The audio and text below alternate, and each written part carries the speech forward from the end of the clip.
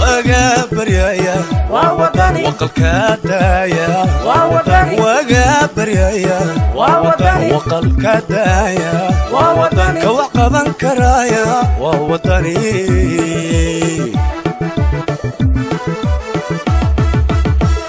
عقلي وعني كرامة وطية وقرع علمي لو وقتي قول الصعداء ووطني ووطني اسمي وطني ووطني اسمي وطني عقلي وعني كرامة وطية وقرع علمي لو وقتي قول الصعداء ووطني ووطني اسمي وطني ووطني اسمي وطني نبضك وذا ووطني وحيا هذا النعم ووطني واحد بدل دورة ووطني وطنك دسيا ووطني بشاد وضطا ووطني وينه للترا ووطني ووطني اسمي وطني ووطني laga yaran raaliha dee inta cadceeda waqtiga dee nagu yara gaabtay gudoomiyaha gobolka xisbiga xogeeyaasha gudoomiyaha garabka haweenka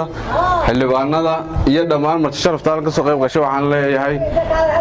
xafladda furitaanka ku soo dhawaada xafiiska degmooyinka Axmed Dhagax iyo 31 May goobtan quruxda badan leenagu kulmiyay ugu horeyn waxaan u mahadnaqayaa gudoomiyaha gobolka marti sharafta kale xildhibaanada xubnaha kale ee xisbiga halkan u jooga dadweynaha halkan nagala soo qayb galay ee u samray inay bacadka nala fadhiyaan waxa weeyaan xisbi mucaarad aynu nahay kuleylku wuxuu sii dareensiinayaa inaynu dagaal adag u diyaar garowno si aynu ugu raaxaysano markaynu soo baxno guryaha hoostooda hadharka iyo meelihii la mid ah kulay annaga martina loo yahay labadayada gudoomiye iyo xubnaha kale nala shaqeynaya mar walba dadka waxaan ugu soo dhaweynaynaa gacmo furan halkan waxay noo noqon doontaa xarun maamul daadajineed oo aanu ugu shaqeyno arrimaha xusbiga maantana waxa shaqadeedii noo taalaa xildhibaanada oo labada degmo ka sharaxan dhan walba golaha deegaanka iyo golaha baarlamaanka ayaa hoos iman doona oo shaqadooda ku qaban doona oo noo dheer arrimaha gaarka ama kamida arrimaha xusbiga aanu ugu qaban doono xildhibaanada gudoomiyaha gobolka Xamse Ciise dhamaantiin aad baan idin salaamaya garabada haweenka waxaynu maanta halkan isugu nimid oo aynu u soo diyaar garownay 6 subaxnimo soo kacna labadeena degmo in xariga maanta laga soo xafiiskoodii 31 May iyo Axmed Dhagax halkaas aynu ka soo wadana waynu dadaal waxaan maanta aad ugu faraxsanahay in aynu halkan ku furno xafiis laba degmo oo mataana Axmed Dhagax iyo 31 May aad baan ugu faraxsanahay ka soo qayb galay xafladda qiimaha badan waxa kale oo sheegi lahaa gudoomiyaasha labada degmo iyo howlwadeennada kale xisbiga heer degmo inay si dhow la shaqeeyaan dadweynaha sharafta badan ee labada degmo degan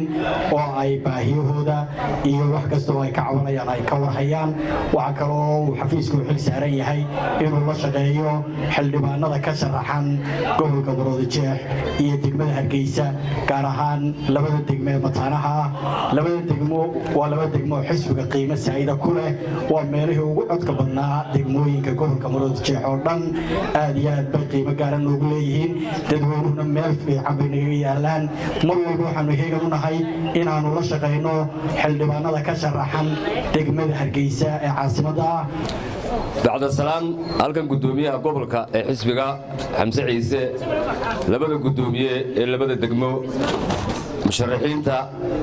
musharax Yuusuf xubnaha kale ee xisbiga bahweynta xagga garabka dhalinyarada ee xisbiga ee gobolka waxaan leeyahay salaamu alayk kulli cadceyn baynu joognaa hadalka sii badin maayo waxaynu u diyaar garoobaynaa dagaal adag baynu diyaar garoobaynaa haddaynu nahay labada degmo ee Axmed Dhagax iyo 31 May waxaynu galeynaa dagaalkii badar oo kale oo ay muhiim ka koowaad yahay sidaan u soo saari lahayn xubnaha golaha deegaanka iyo baarlamaanka ee ka sharaxan degmooyinka ka xisbi ahaan xisbigu wuxuu qaadayaa tallaabooyin dhiirigelin oo sidii aynu doorashooyinka isku sigtan maanta uga qaybgeli lahayn ilaahayna si nabadgelya aynugu gaarsiiyo halkan waxaan fariin ugu darayaa nidaamka maanta jira ee uu hogaaminayo Muuse Biixi oo aan leeyahay carqaladaha ka daa doorashooyinka inaan isugu imanin TSNMta waxaan maqlayaa habeen dhaweyd ninbaa halkan xaafadan Maxamuud Haybe lagu aftuubay haddaynu innagoon meelba isla gaadhin aynu moorganayno iyo maslax siyaad barriya la soo baxno taasu waxay noqonaysaa in Muuse laftiisa dhibtu soo gaadhee xaaji 3 sano iyo bar baa laga maslaxayay qaranka oo aad dhinac walba ka damacday inaanad waxba u reebin maanta si laga yeeli maayo dadku masiirkooda ka talinayaan aadna waan idin salaamayaa marka hore ilaahay baa mahad leh marlabaad halkan waxaan ka salaamayaa gudoomiyaha gobolka xisbiga wadani gudoomiyayaasha labada degmo Axmed Dhagax iyo Kooyisada Kamey xogayaha xidhiidhka xisbiga wadani gudoomiyaha garabka haweenka xisbiga wadani degmada Axmed Dhagax gobolka Maroodijeex xisbiyahanada kale halka fadhiya mujaahidiinta aad iyo aad baan idin salaamayaa waa goor kulli hadal badan inaynu nidhaahno kuma talagelin laakiin laba arrin baan odhan lahaa inaynu haddii aan idmo labada aynu dardargelinno waa mida inaynu ku talagalno haddii aan la idmo degmooyinka Kooyisada Kamey iyo Axmed Dhagax sidii caadada u ahayd inaynu soo saarno xildhibaanada isku sidkan ee sanadkan haddii aan la idmo aynu rajaynayna inay noo soo baxaan kaalinta koowaadna qaadano mid kale waa idin bishaaraynayaa haddii aan la idmo triibka xiga madaxweynaha innagaana saarayna insha allahu marka sharafta qiimaha iyo qadarinta mudan ee isugu timi xafladan qiimaha badan leh aad baan u salaamay markooda iyo mar labaadba gudoomiyaha gobolka Xamse Ciise xildhibaanada gudoomiyaha garabka haweenka ee gobolka Fuusiya aad baan idin salaamay dhamaantiiba ma sha Allah baan leenahay waa goobtii xildhibaanada iyo musharaxiinta lagu shaqeyn lahaa insha Allah biidmillah waxaan leenahay xafladu saasay noogu furan muhiim aniga iyo aan dareemaya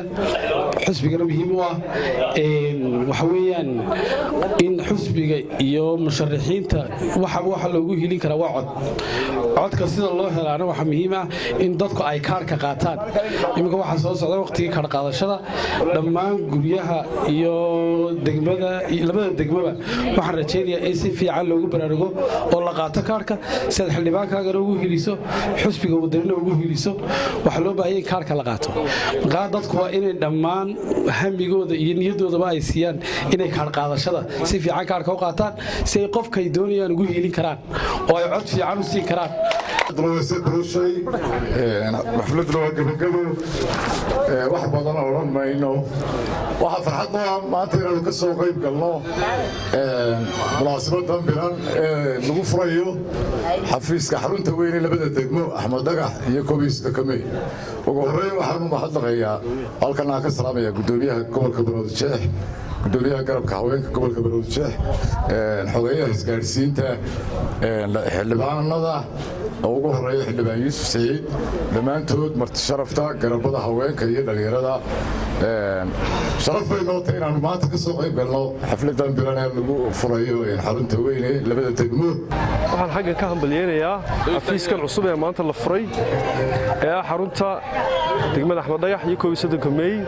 dhammaan maamulka xafiiska gudoomiyaha Cabdiraxmaan xogayaha iyo maamulka kale ee xisbiga wadani ee ka soo qayb qaatay hogaaminayo gudoomiyaha gobolku Xamse Ciise cali oo ay barbar taagan mujaahidkii dhammaan xilbaalkii mas'uuliyiinta xisbiga wadani waan hambalyeeynaya waa xafiis soo kordhay xisbiga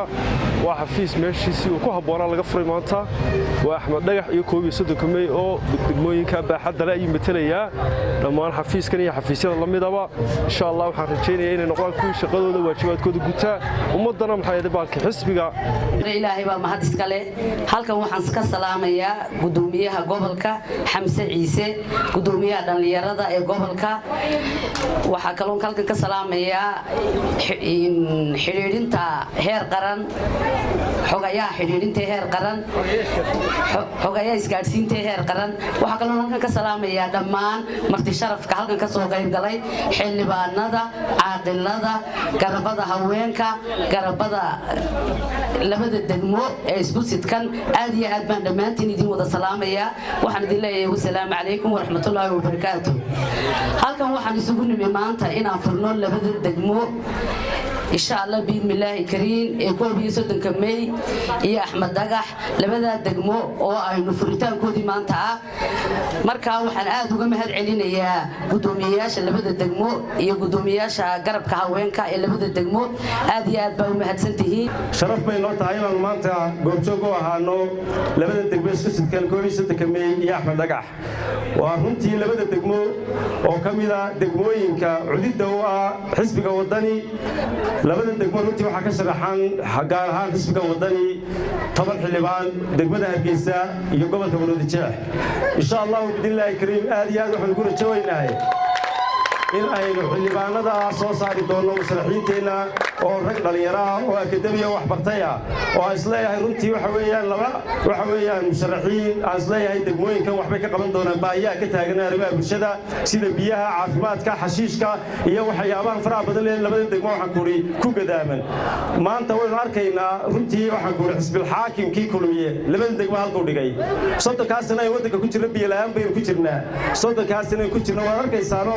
xashiishkii waa meel walba buuxa waa lagu goobay golayaashii deegaanka hore doogay maamul sabtaka kooda ka yahay marka insha Allah bidillaahi kariim dadweynaha labada degmo waxaan soo jeedinaynaa inay maanta ka fiirsadaan ciday u codeynayaan iyo ciday maanta insha Allah bidillaahi kariim ay codkooda siinayaan waxaan ku baraarujinayaa labada degmo iyo guud ahaan gobolka Maroodijeex waxa soo dhow kaar qaadashadii kaarkaasi waxa weeyaan waxaynu ugu hiilinayno musharaxiinteena waxaan aad iyo aad ugu baraarujinayaa inaynu ka qayb qaadano qaadashada kaarka oo aynu aqaaqal u garaacno aynu wacyi gelino maanta waad arkaysaan xaaladaha wadanka ka jira runtii xukuumadda Muuse Biixi waxaad moodaa inay hagardaamooyin iminka inta dambe ay wado waxaynu arkaynaa maamulkii waxaan leeyahay caasimadii Jamhuuriyadda Soomaaliland in la leeyahay hal cad baa in lagu afduubay inankan waxa afduubay baa la leeyahay madaxweynaha inankiisa ayaa lagu eedeynayaa xaqiiqiyan waxa la leeyahay haddana aqal baa la geeyo meel saldhiga lama geeyo barasaabka gobolkan cambaaraynayna isagoo ah mas-uulka ugu sarreeya gobolkan ee amniga xaqaabilsan arrimaha inuu ka warramaanu doonayna 24 saacadood inankaa la afduubay ee laga afduubay xaafadda Maxamuud Haybe